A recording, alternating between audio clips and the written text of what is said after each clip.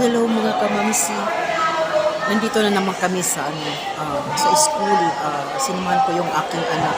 Sobrang nagugutom talaga ako kasi umalis kami, wala akong hindi ako kumain. Nagutom talaga ako kaya may kantin naman dito sa school. No, so kain tayo ng turon. Banana turon, ang sarap. Alam niyo ba mga kamamsi, isa din ito sa tinitinda ko nung nagtitinda ako ng mga pang-merienda. Masarap din ito talagang turon, banana turon.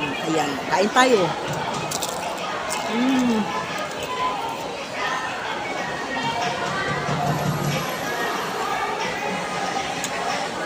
Sarap.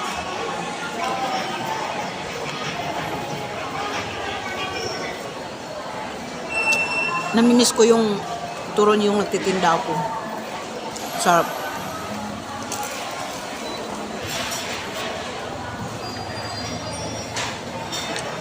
Inaantay pa namin yung picture ng anak ko. So, hanggang dito na lang mga kamamsi. Hanggang sa muli. Bye. God bless po.